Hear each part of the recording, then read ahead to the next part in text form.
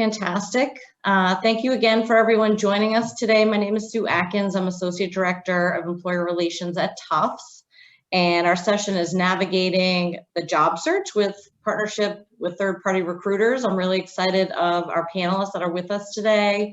They have a lot of great background and skills in different industry areas, as well as a Tufts alum. So we're happy to have all of you with us. Just some housekeeping things initially. We are, like I said, recording the session. We are going to take questions through the chat. John Sanford, who's our Assistant Director in Employer Relations, is going to handle questions. So please make sure to put them in the chat and we will interject as needed, but we'll have a little bit of time later on to go through some of those burning questions. And then our panelists will be sharing their contact information in the chat as well, so you can reach out to them as a follow-up if you're interested in connecting with them individually after today. So today we have 3 panelists joining us. First and foremost, our Tufts alum, which we're so excited to have her with us. Sherry Sagan's a VP of recruitment at Solomon Page in New York City. And she was a Tufts psychology and Spanish major and brings a wealth of experience in the fashion industry. She has worked with Macy's, Liz Claiborne, Oscar de la Renta, and has worked at Solomon Page for 10 years in the recruitment space, so has a great experience. So we're excited to have you with us, Sherry. And she's also on our alumni council working with the Career Center, so has a lot of insight to share with us today.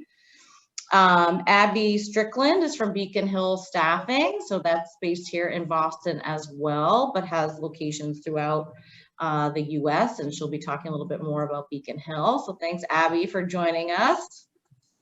And then Brian Pope, he's Senior Recruiter at Creative Circle, and he's based here in Boston, and they have locations as well in the US and Canada. So we'll be talking a little bit more about Creative Circle and the types of roles that they work with in the industry sector.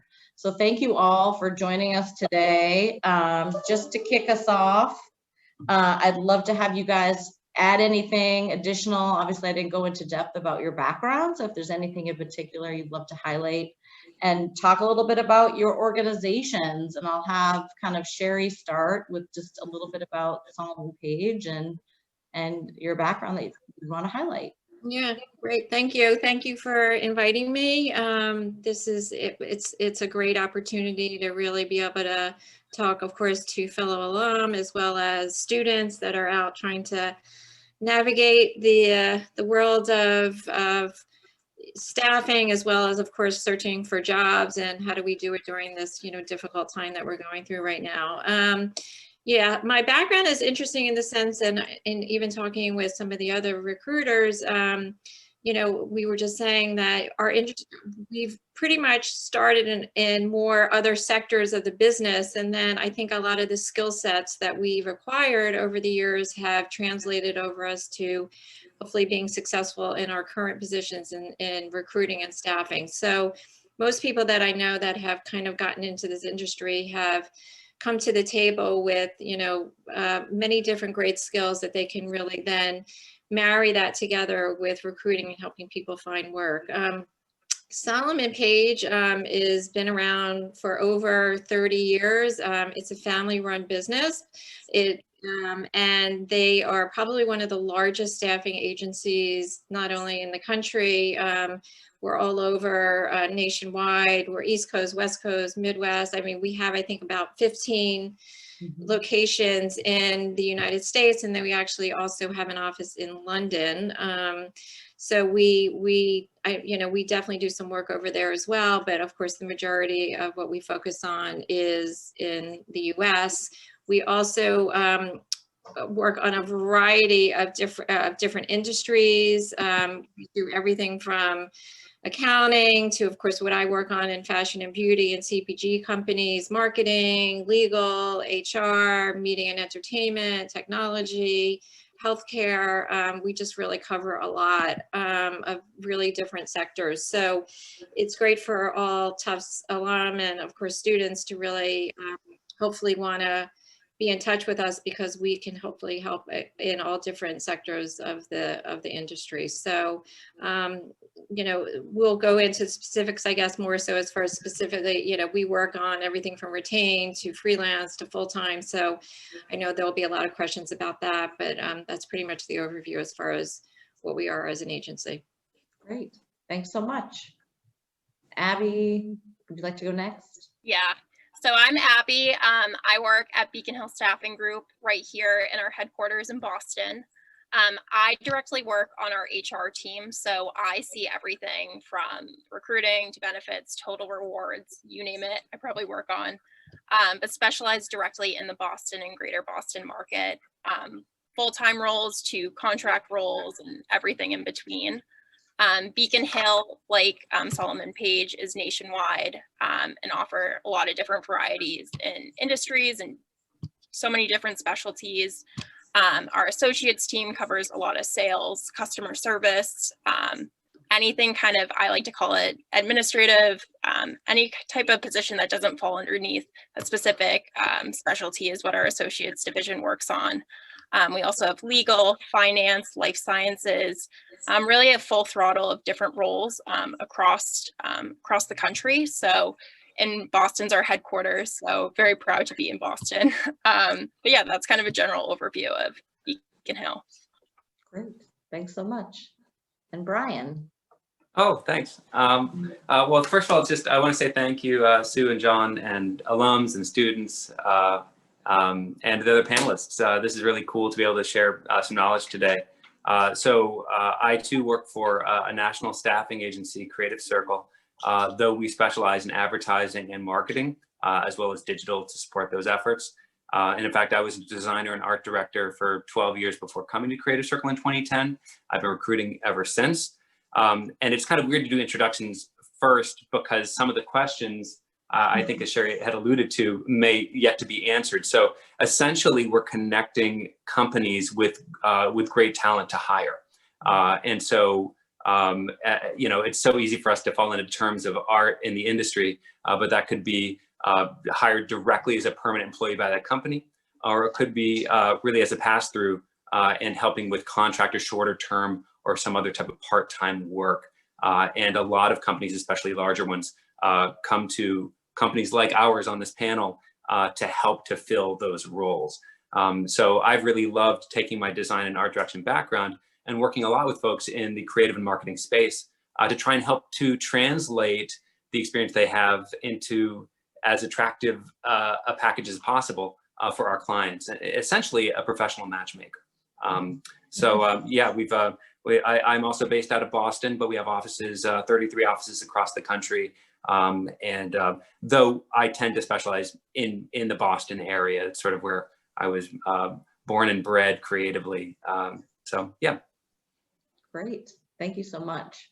And I think one of the things I wanted to highlight is we really wanted to have this panel because there's so many myths and misinformation about working with and partnering with third-party recruitment agencies. So I think it's great that we'll be able to educate both our alums and current students and soon-to-be graduates to use this as a resource in their toolkit.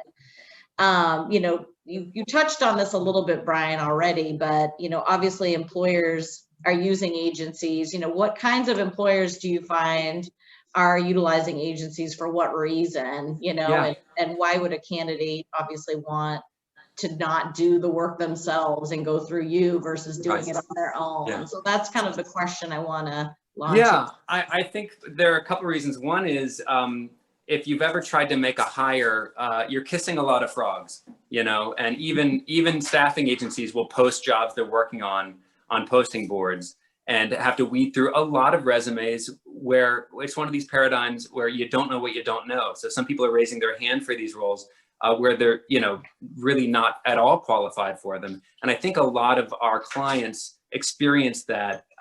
You contrast that with having a real keen understanding for their needs, priorities, their industry specific structures. It allows us to serve up on a platter a handful of very select options. And so I think a lot of companies, I think everyone would prefer that. The types of companies we tend to work with most, and I think this probably goes for most staffing agencies, I don't think Malcolm Gladwell created this idea, but I think he popularized it, of the long tail. And I don't take too much time on it, but this idea, he uses actors, A and B list actors, like a Bobby De Niro has probably been in 200 movies, right? Brad Pitt, like 300 movies. So in the column of A-list actors, the number of movies is huge, and B-list actors a little bit less. And then you get down to like C and D, and yeah, I was in a movie once, like, you know, I had one word, you know what I mean? So like, if you look at the long tail, that is a large group, but they're smaller potatoes. So if you apply that to businesses, there's a long tail of small to medium businesses that are out there that do make hires, but tend much less to be willing to pay an extra fee for that service. So not to say that we don't work with startups or not for profit, you know, but just we tend to work less with them than larger Fortune 1000 companies or agencies that can then pass along the cost of doing business to their clients. Oh, that's great. Sherry and Abby, anything you'd want to add to that in terms of employers that you work with and highlight kind of that area for your areas, for your organization?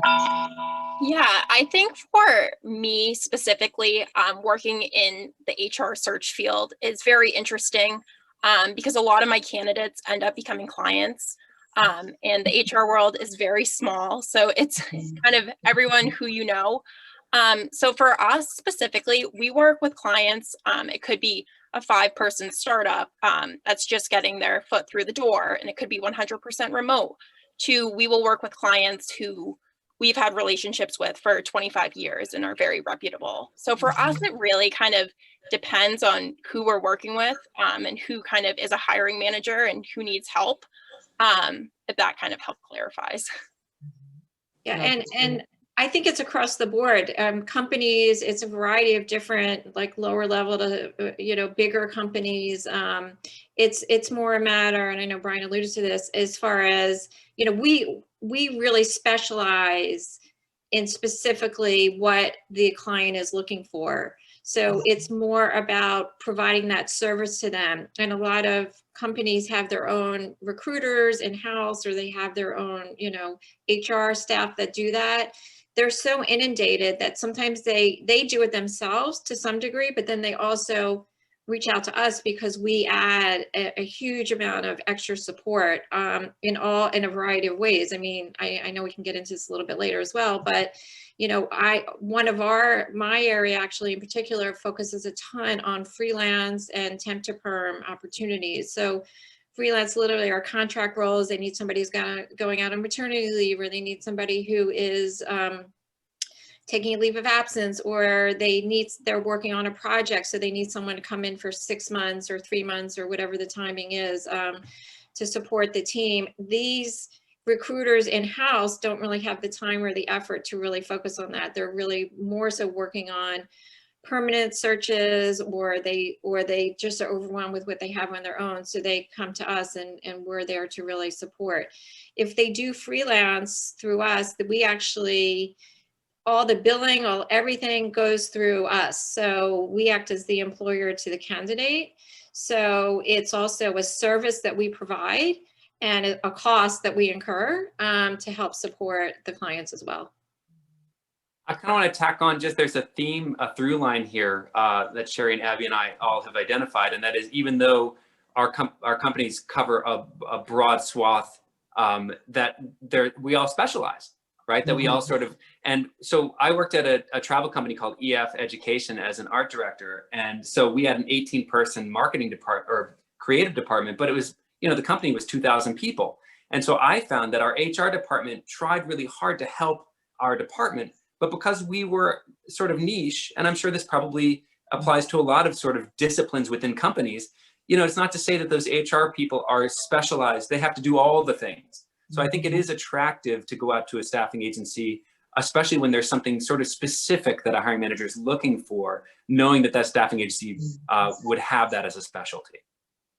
Yeah, and having an expertise in a particular skill set or area, and can make those really solid qualified hires quickly to plug in, can really be a savings for an organization, right? To have someone come in and fill that void quickly with the right specific skills. So that makes sense. So in terms of shifting gears to the benefits for candidates, since the folks on our workshop are really candidate centered, right? They're going to be early talent and alums that might be shifting careers. You know, what are the services that you guys provide to candidates, whether that's everything from resume review to pitching them as a candidate to these organizations? Talk a little bit about how you support the candidate experience. And one of the myths, obviously, around cost, you know, talk a little bit about that. So I'll have Abby kind of start this time, and we'll go through our panelists to add on from there. Yeah, so I think one of the biggest benefits to working with a recruiter is typically when you're working with a client or pitching a company to a candidate, there's typically a long-standing relationship that the recruiting agency already has with the recruiter or with the staffing agency. So a lot of times, you know, for me, and I'm sure Sherry and Brian can relate, we know how a lot of hiring managers interview, and we know kind of their process, and we know a lot of kind of the back end stuff that you don't get if you are just applying on your own and interviewing on your own. So I think kind of the knowledge of having that like back end knowledge of working directly with a client is a key thing with working with a recruiter. And I think also, just going without being said, interview prep, working with a recruiter, kind of going over interview questions is always helpful. And I think the resume review and just kind of being a second set of eyes and a second person to really kind of be your biggest cheerleader moving you through kind of the interview process is a key thing with working with a recruiter. And yeah. Great. Sherry, you want to add to that? So the first thing I'll say is that I think from a candidate standpoint, the best thing is that you can apply all across the board to a variety of companies. We actually have all those companies already that we're in contact with, that we're working with on a regular basis. So if you came to me and you said, I'm looking for a certain type of specialty or a certain type of role, you know, we are working with, say, 10 clients that we could possibly send your resume out to. So we're doing all the work for you in that regard, and on top of it, not only are we sending out, of course, if we're working on those types of positions, we are sending it out, but we are sending it directly to the HR or the hiring manager at that company. So for us, it's a win-win for you, because when you send resumes out and you do it online, or in that regard, of course, you know, you're literally applying with thousands of other people, and you're hoping that the recruiter or whomever you're working with at that company itself will be able to find your information. Whereas we're honing in specifically on your needs, as well as we are actually going out and matching you up with the job, and of course sending your information and helping you through the process from beginning all the way through the end. We do everything, you know, I have long conversations with the candidates. I also help them update their resume and make changes. I try to customize the resume based on the needs of that particular position. We send you out, you know, with all the information, and really have dialogue with the hiring manager or HR to make sure that, you know, we're really presenting you and marketing you literally in the best way possible to our clients. The other part, and then we help you through the process. As Abby had said, you know, we do everything from helping you with the interviewing, helping you follow up after. So we kind of take on a huge part of that responsibility with helping you get placed. I mean, that's really our job, and we're there to help you find work. So it helps you, and at the end, honestly, it helps us, as you know, that's what we do for a living. So the other part, which I think you had asked, Sue, was about the fees and what's required in that regard. There is, from a candidate standpoint, it's kind of incredible, because we do not charge you anything. So it's almost like, in your mind, it's almost like a free service that we're providing you, no matter what the position is. If it's a freelance, full-time, retained search, whatever it is, we're really here to help get you placed. There is no charge to you at all. If we do place you on a freelance basis, even, and you are an employee of, you would be in this case an employee of my companies, for instance, Solomon Page, we help you're paid through us. We act as your employer. So we cover, even after a point, if you're freelancing through us, your taxes are taken out normally as it would be anywhere else, as well as we even offer benefits at some point in time. We offer health, dental, vision, all sorts of things. So there's a lot of great benefits of going through a staffing agency in that regard. But there is literally no cost to you as far as us sending you out to the client. So really, it's really a win-win. Whatever from a business perspective, whatever charges there are, we pass on to the client. None of that goes to the candidate in any way. And that's the same for both you, right, Abby and Brian as well, right? Those are, yeah, just to confirm. So just making sure that's the same for everyone, which is usually the case. And it's a great service, like you said, Sherry, that is available to people. And it's a coaching. It's a lot of coaching and giving feedback too, which you don't often get, right, from the client to share with the candidate on how they did and areas that they could improve, which is extremely valuable. Right. Brian, anything you would add to that mix of services and support? Yeah, we covered a lot of ground there. Abby and Sherry did the heavy lifting for me. I'd probably just double down on this idea that recruiters, I would say, arguably have the best perspective of the industry out of anyone, right? You work at a company and you know that company and how they work, and you may have moved from that company to a competitor to another competitor. So now you have three. We work with hundreds, if not thousands, of companies in all these different industries and across different disciplines. So your recruiter, whether they know it or not, they've been sitting in the seat for more than a couple of years, are seeing trends. They're seeing what's effective. They're seeing what's not. They're seeing what's happening right now in the industry as opposed to last year.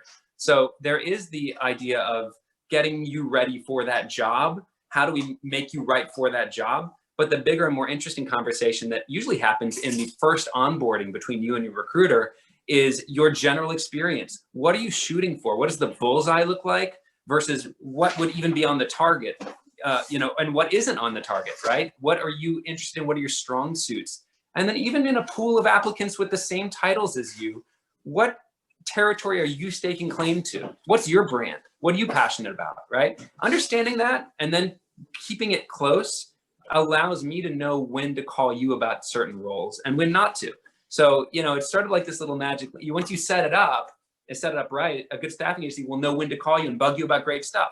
So that's the thing to look for, I think, in those initial conversations is probing the recruiter for their opinion and, how saleable am I? Am I going down the right track? Here's what I had in mind, because they're going to have some great perspective to offer. And also some skills. What areas maybe you lacking in skill area that you need to skill up? Do you need to take an updated class in a particular, learn Tableau or some kind of data tool right now? Or is there a way that you can even do a hybrid where you've got a lot of what a typical company might be interested in and you want to learn up in this other area? Well, the good news is that's often a hybrid, you know what I mean? You may be able to learn on the other guy's dime a little bit, so, but, being open about those conversations and seeing, again, I think it's the best thing I think recruiters have to offer is that perspective. Yeah, I agree. And what about, and also it sounds like too, you have a sense of the culture of the organization. If that's going to be a good match with the candidate too, you want to dig into that candidate's background to really learn about what do they value, what are their priorities, and the roles that you're presenting to them. That's what Abby had said, right? This idea that we know our clients really well, so we're sort of these matchmakers. And we're doing the same thing with them. Frankly, not all companies are perfect, and sometimes we have to talk to them about the things that candidates are looking for so that they can remain competitive in their hiring practices. What about international? Like, obviously we have a population of international students too that are looking, and they're obviously wanting to partner with your organizations as well. What kind of support services for that particular population do you provide? Is it contract only, full-time only, helping them get to an organization that is going to potentially convert them into a sponsored position, for example? So just trying to learn a little bit more about the support for that population with your organizations. Can I jump in on this? I think we may all end up agreeing. I'm curious, actually. Yeah.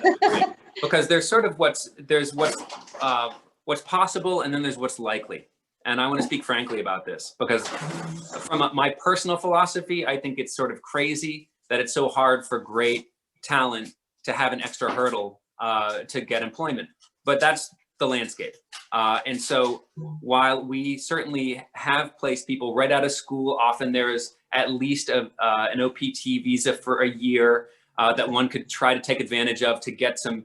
It's very easy, I think, to get freelance experience because you've got a year, right? So, you know, that much is very doable, but that's usually antithetical to the goal of the candidate, right? Who's looking for some type of full-time sponsorship of that visa. That's where things get a lot harder in my experience.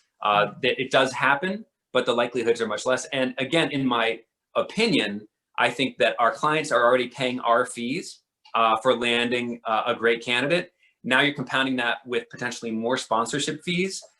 I think for these reasons, it becomes less likely. But again, I don't want to say it doesn't happen. I just want to be realistic about sort of what the landscape looks like out there. So you do work with some in the contract Absolutely, and it won't stop me. space. This is the same thing I would say to someone who's on OPT. It's like, look, maybe we can get a freelance thing for 3-6 months, and maybe that helps to catapult you, or you prove your worth and prove invaluable. And I've actually had that happen where then that person is hired and they are willing to sponsor the visa. So not to say it doesn't happen, it does, but it is an extra hurdle. And I don't like blowing smoke around it. I think, you know, it's something to be aware of, and trying to be strategic about the way that you approach it. You know, if you can get a foothold in as a freelance, that's the most successful way that I've seen. Yeah, we normally can only support OPTs or, you know, EAD cards, things like that, but it's very hard for us to support H-1Bs.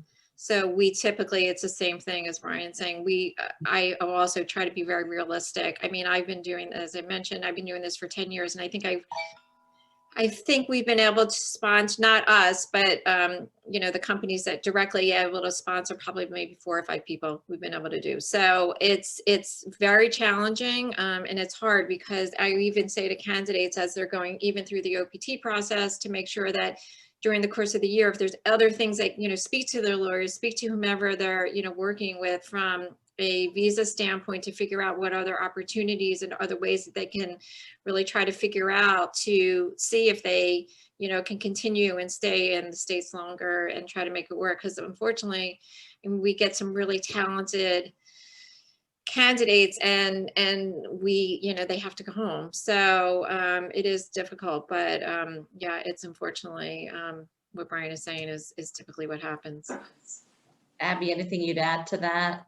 I think for me, I would just always recommend, I think a lot of people tend to shy away from contract work or freelancing work, especially right out of graduation. But I think there's a lot of benefits to it. I think especially when you're a new grad, networking is everything. So you never know. I've had candidates outside of kind of international students who've had a 3-week temp job turn into a permanent role. So I think just being able to be a little bit more open with your search and realizing that it's a 6-month contract, but you never know who you might meet, or you never know kind of the skills that you might get from that contract could really help kind of catapult you, like Sherry and Brian have said. Yeah. No, that's great. Yeah, I do think being open is really key, and the contract opportunity can get you some great, you know, visibility with hiring managers. You go in there and you knock it out of the park, and that's a potential.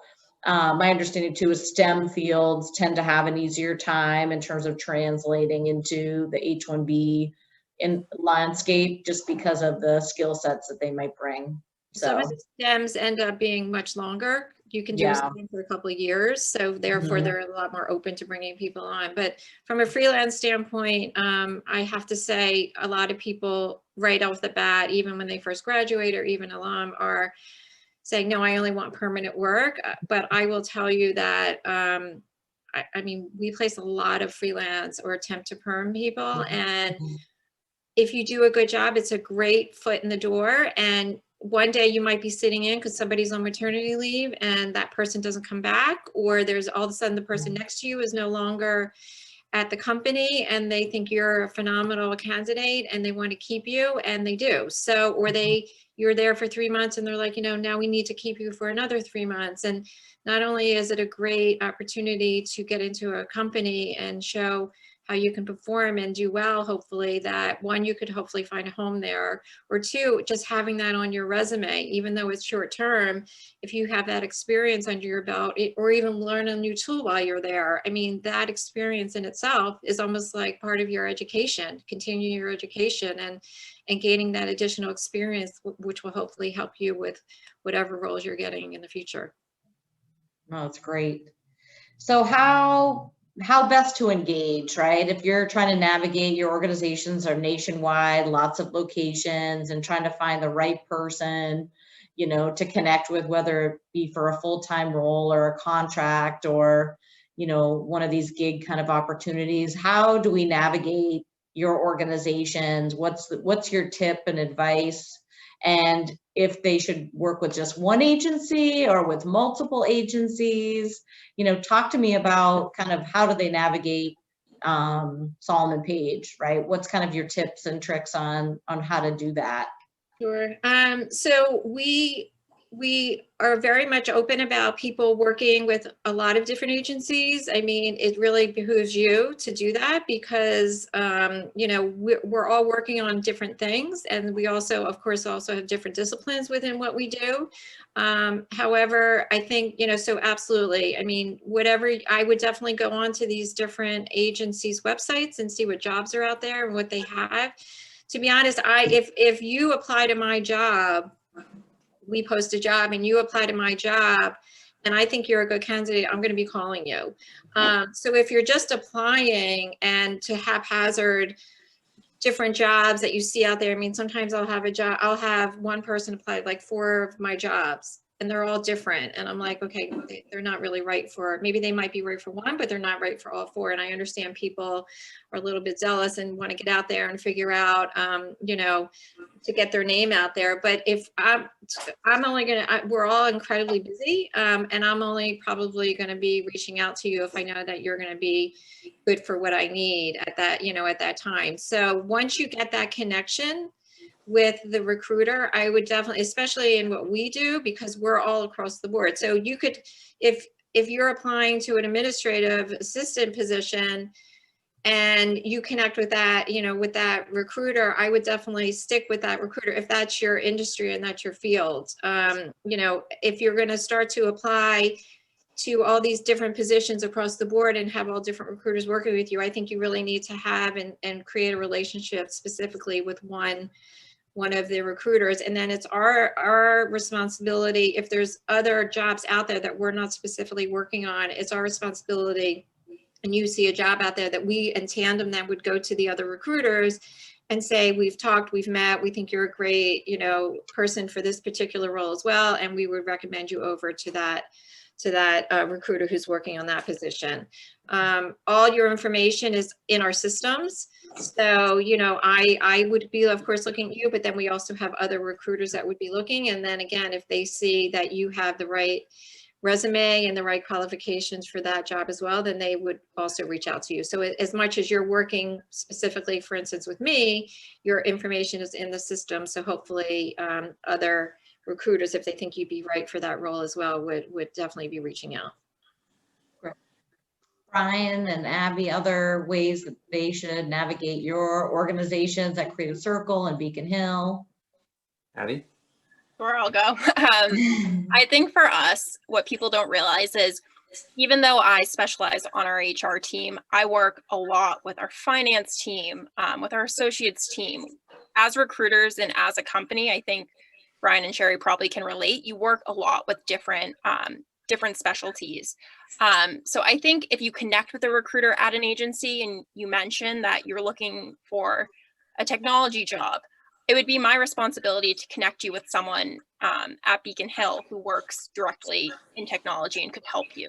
So I think just connecting with any recruiter and really kind of being transparent about what you're looking for, typically the recruiter will be able to connect you with the right person in that agency and really be able to be the best resource moving forward. So that's my advice. So you're the initial point of contact, and then you help triage to the other areas where it might make more sense that they partner solely because of their search and their priority for the jobs they're looking for. Exactly. Perfect. Yeah. And do your due diligence. The fact that you, whoever's listening to this, is on this discussion, this call today, means that you're already ahead of the game, I think, by doing some research, doing some due diligence, and learning. So, check out the website, find out what that staffing agency's disciplines are. And if there's a match there, then, move forward, and going through the proper channels, there's no problem in that.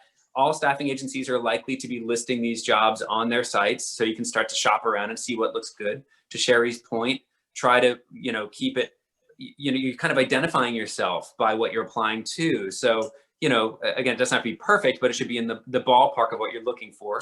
Typically, you're able to put a note or cover letter in there to do that. Because we are somewhat specialized, if you are on this call today and interested in marketing or advertising specifically, I put my email address in. I know that Abby and Sherry did as well. But for those disciplines, I have an open door policy when I do these panels. If this is an opportunity to kind of go through the back door and shoot me an email with your resume. If nothing else, we could do a call and talk about kind of what you're after. I'll be very frank with you if it's something that I think I can help you with. And I will do that because once I say we can help you, this is an in perpetuity thing. I want to find out what you're looking for, and then you have access to me as your point person here for these industries. And as your career changes, but this is the idea. We keep an ear to the ground as opportunities come up.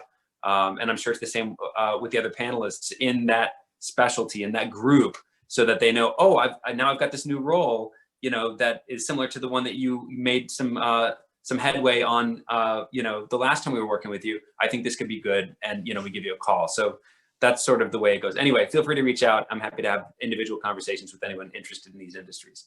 Yeah, thanks to all of you for sharing your contact details. I think that's great. And maybe there's some folks too on this call that are interested in actually recruiting as a profession. We were laughing earlier, all of us have done recruiting actually, and you don't wake up one day and say, I'm going to be a recruiter.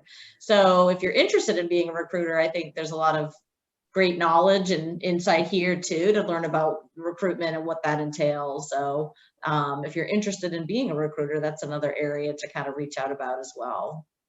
But I want to shift gears for questions from our alums and students that are on this workshop today. And I'll switch it over to John Sanford, the Assistant Director, to kind of highlight those burning questions that have come in so far. But for those of you who have a question and haven't put it in the chat yet, please do so, and we'll try to get to as many as we can through the rest of the time together.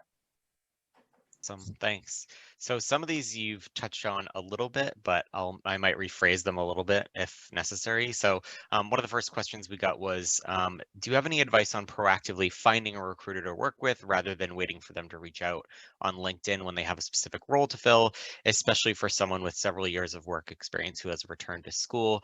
I know you all talked about a few different avenues, specifically looking at specific postings that you may have up, but do you have any thoughts maybe on reaching out directly to you on LinkedIn? What's your perception of people's acceptance of that, or how much they like that or don't like that as recruiters? Okay, so I think that what is the saying, that the squeaky wheel gets the grease, the really squeaky wheel gets removed? I think you want to have some tact. We are humans in the recruiting department, and we do talk to each other, and there are people who are kind of like, oy vey, a little extra, right? So you should have a relationship with your recruiter once you establish it, and much like a PR campaign, kind of touching base periodically with news they can use. What's new with you? I changed my resume. I just went out for this job at this company. What do you know about them? Engage them as you would, and it's not just recruiting either, right? This is a piece of a bigger portfolio in your job search.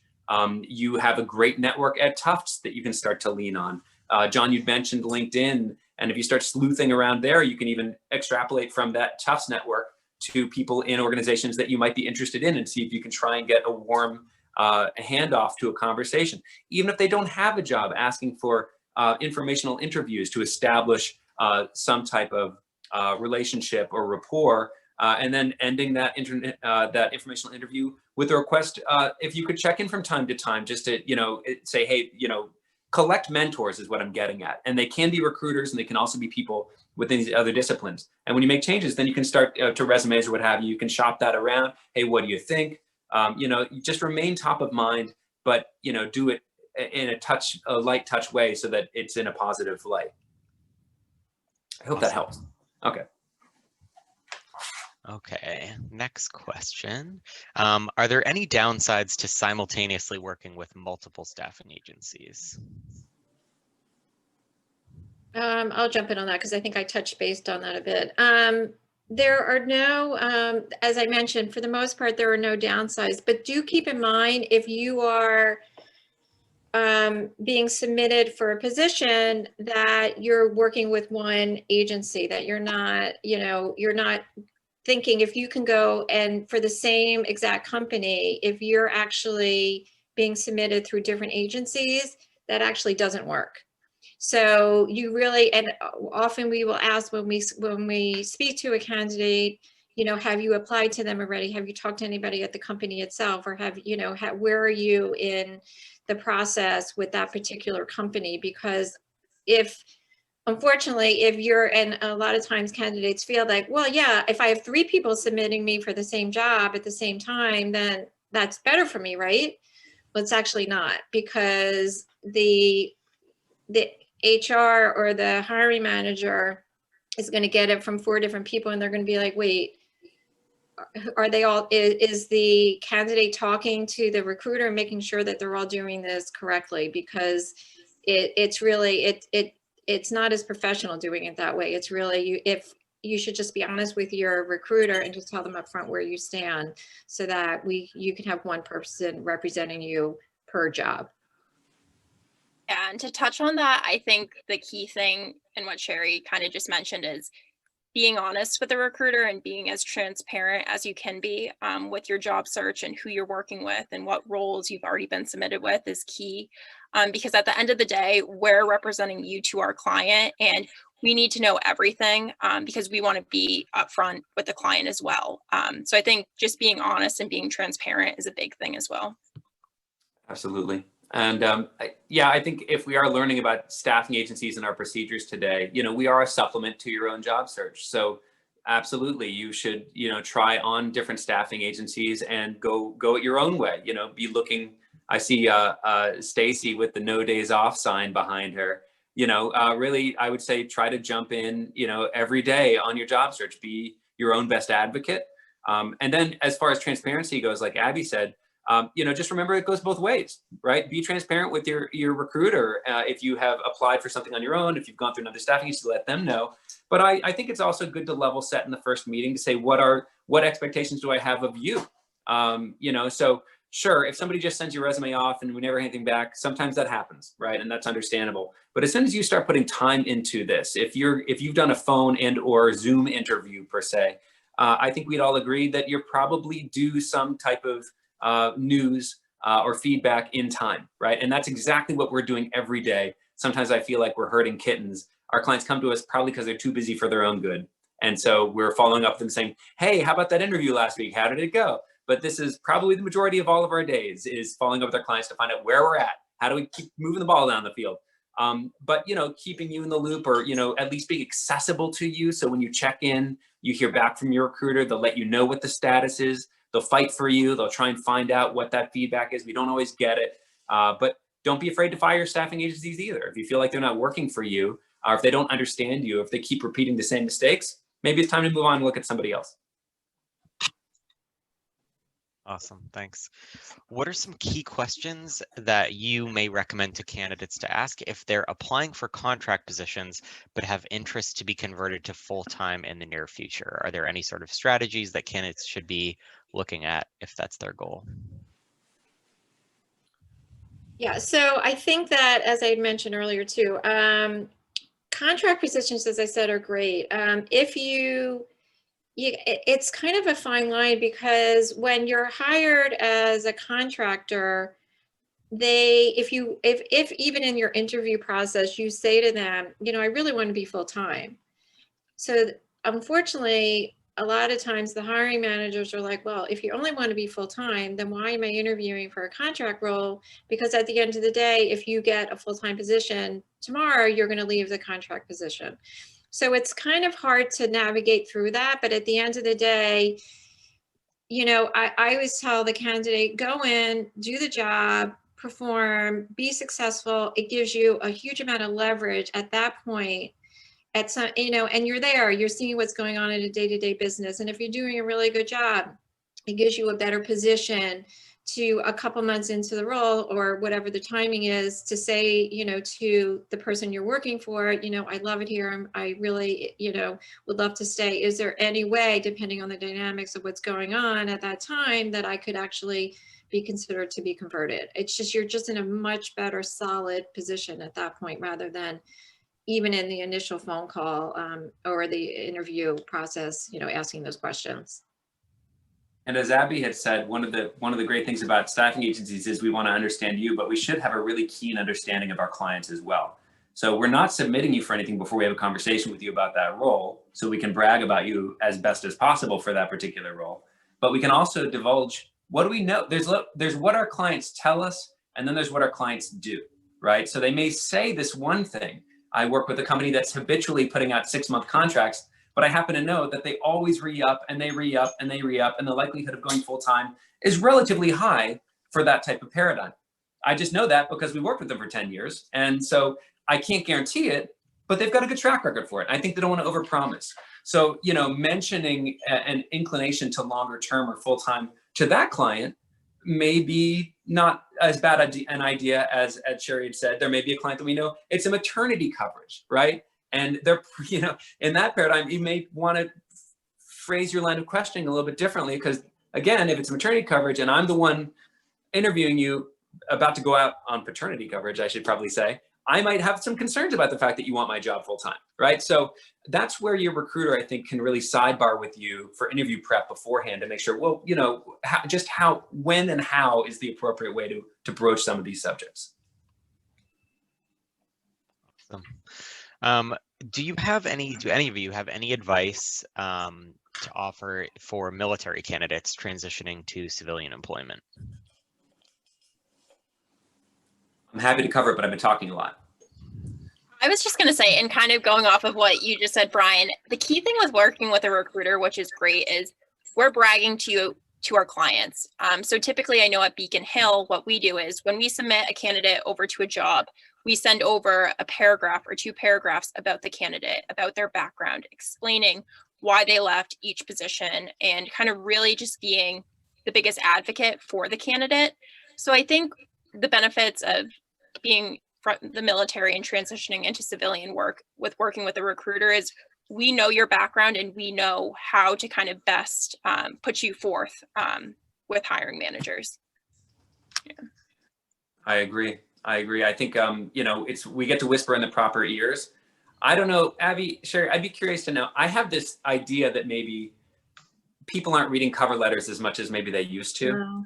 Right? I think that I know we all have to do them. And if you didn't do it when it's requested, then, you know, you're out, right? So you kind of, when they're requested, you got to do it. But it does make me wonder, are there other ways? A recruiter's one great way to contextualize a pivot from military, or if you took years off to raise a family, right? We have access to the hiring managers to kind of pave that narrative a little bit. There are other methods that you can use that have become more popular, like on resumes, to try and at least account for some type of pivot or a lack of time in a window. And that, of course, is the resume review. But I think, again, that's a gap that recruiters can help to fill. Well, I think what we do to that point is when we send you out, everyone said the same thing, that we are your advocates. So we're literally doing, and I know we do, and I would imagine everyone else is doing it as well. We do a write-up on you. We do a whole explanation as why we believe you're right for the role. So, and of course, when you're sending your resume, you're doing your cover letter, whatever else you're sending, but on it, we're literally saying, it's not a long paragraph, but we probably send 5 or 6 lines stating why we believe you're right for this position. And to that point, if you are transitioning in a career or you're doing something else, we make note of that so that the hiring manager is aware. So we are here to help and support and be your advocate. And those are things that we're literally doing in every regard to make sure we can get your resume and get the interview process started. I was just going to add one thing, because I have served as a mentor for people who are leaving the military in terms of moving into more corporate roles. And I think two things is talking to that person, understanding the transferability of their skills and what does that mean, because the military language makes no sense in non-military roles. So I think the recruiter really has to understand what that means and help military folks translate that into the resume and more common language in the corporate sphere. And also the military has some amazing programs on training Salesforce. Like you can actually get free Salesforce training now if you're coming out of the military, and basically go into a role that's pretty great paying. Salesforce skills are very highly sought after right now. So I would just say to that person to take full advantage of whatever mentoring programs, which there are many free ones for military, to have recruiters in the corporate sphere help them make that transition, which is an organization that I worked with. And then also looking at the skills and the training that the military offers for free to help you make that transition. Maybe not into the job you want immediately, but a Salesforce role is a really sought after skill set. So they might have other trainings, manager trainings and other skill trainings to take advantage of before you make that full transition. So those are just some things that I would highlight from my recruiter background days. Cool. Quick follow-up question that came in the chat when cover letter discussion came up. When a cover letter is optional, should you submit one? I don't have to submit cover letters. I'm a recruiter. I don't know. I would use my discretion on that. I do find that more buttoned up corporations, even if they call it optional, they might be saying that just to see if you do. So it's an opportunity to state your case. Like Sherry had said, I think we try. Coming from advertising, I'm always afraid that nobody's ever paying attention to me. So how do you make sure that it's effective enough but short enough that people are paying attention to it? So if you are doing a cover letter, and then the other thing, I've seen so many cover letters, and I want to say at least a quarter have an error where you miss the one company. You're talking to one company, but then it says IBM at the bottom because you forgot to change that one thing, right? And I think that's everyone's impression of cover letters. It's this disingenuous boilerplate. So, if you are going to do cover letter, I would really recommend trying to write it anew each time. Read the whole job description, synthesize what they're looking for, try and get a feeling for what the main priorities are, and then speak to those boom, boom, boom, right? Maybe the other reason they're not as effective is because even though in creative industries, nobody has any imagination when it comes to hiring people. So you may be trying to show people how you translate this. There are probably other people out there who have done exactly that thing several times. And that's the landscape, right? The chat said something about how do you even know how you're going to translate these things? Recruiters can be good for that.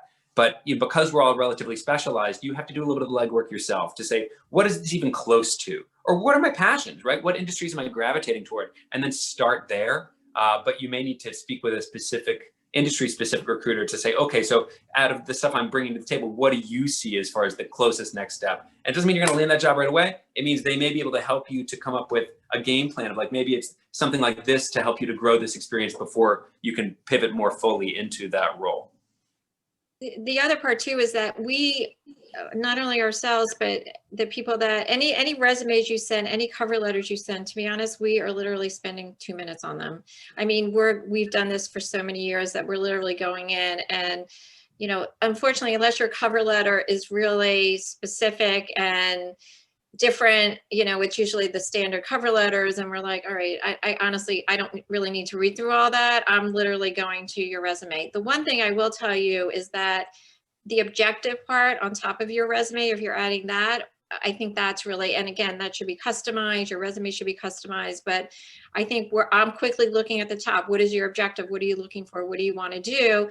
I read through your resume, literally, I can go boom, boom, boom, and I'm like done. So, that's so everyone realizes on the other end there, and of course, they're being very, which you should, meticulous in what you put on your resume and every word. And of course, please make sure everything is spelled correctly and done correctly, because even just one misspelling, the hiring managers are going to be like, oh, they're not buttoned up, we're moving on. So they're going to, anything they can question, I always tell everyone, anything they can question on a resume, they will question. That's just the nature of human beings. So it's really important to, again, cover letters are fine, but the resume itself, the objective of what's going on in there, it just gives you a little bit better perspective and sense as far as what we're looking at from a recruiting standpoint.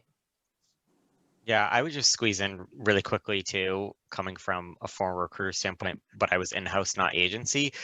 A cover letter would rarely hurt someone, but could help someone. So in all honesty, I would skip it and go to the resume and read it first. And sometimes if the resume was borderline and I wasn't sure if I wanted to pass them along, I'd go and read the cover letter. And if it was a good cover letter and really rounded out their application or gave more context, then it might make a difference and I might pass them on. So I would say do it, but yeah, make sure it's buttoned up. I want to double down on Sherry's objective section. That is a great, if you don't have an objective section at the top of your resume, it's front and center. Everybody's gonna have to read it. It allows you to contextualize the stuff you want people to see. Keep it short, but try and change that case by case too. Yeah, and work with us to do that. Stay away from objective sections that are like team player or good communicator. Super soft language without context is like a waste of space on your resume. Make sure that language is like really specific and like grounded in the work that you do, because that can be a trap too, for sure. Really quickly, I think it's a great question to end on. For folks that are looking and maybe have more niche fields that they're perhaps looking in and are having trouble identifying agencies or recruiters to work with, do you have any tips for people on how they can search for those agencies or identify them? I know for Beacon Hill, our associates division, I know I touched on this at the beginning, but they kind of work on everything that there isn't a specialty for. So if it doesn't fall underneath HR or it doesn't fall underneath finance, they really work on anything from like a facilitator to a coordinator, like anything that's kind of, I don't want to say random, but a little bit out of the box. They focus on those roles and they see numerous different positions of all different industries and different specialties every day. So I think just looking at an agency that might have a division that's not so specialized will be the key in connecting with a recruiter on that team. Frankly, these days, if there's not a staffing agency that does it, you should start a staffing agency. I'm certain that there are staffing agencies that have every single specialty under the sun. So, just keep searching, and you may be able to reverse engineer it too by approaching companies with HR departments that may lean on staffing and seeing if you can get at least one answer of places that you could rely on, but they're out there. Yeah, and I would also recommend making an appointment with an advisor here in the Career Center at Tufts. Work with your advisor, talk about your industry sector. Our office is now set up by communities and industries. So set up a time and handshake to meet with either your alumni and career services advisor or your career advisor in that particular area. And they're probably going to know agencies that you should be partnering with. And I know on the Alumni and Career Services website, there's a whole list of agencies that Nicole Anderson has put out there. So they're listed there for you to access, and she's continually adding to that. Yeah, and as an alum, I will tell you, I'm part of the Career Center. I work with the Career Center. I'm on the Alumni Council, and it is a phenomenal resource. So if people do not know about it, hopefully you do now. Nicole has connected me with some phenomenal candidates, and I've worked with them and tried to help them. So we're definitely, all of us, especially myself, knowing I'm a fellow jumbo, would love to be able to help people. So, but the actual Career Services Center itself is a wealth of information. So please take advantage of it. Wonderful. Well, that seems like a great place to end. I know we could have many more questions to answer today, but I just, again, really appreciate all of you joining us today, Sherry and Abby and Brian. Your advice and insights were amazing. Thanks again for sharing your contact information in the chat. And, look forward to staying in touch with all of you. And for those of you who are coming, who are alumni and students, please reach out to your advisors and utilize the Career Center. We're available virtually and happy to help you as you're on your search, wherever that might be. Thanks again for joining us today, and we'll be putting the recording on our YouTube playlist in the coming days. So if you have someone that couldn't attend, we'll be putting that on our website shortly for people to access. So thanks again to all of you. Have a wonderful weekend, and thanks again, and thanks. Have a good weekend.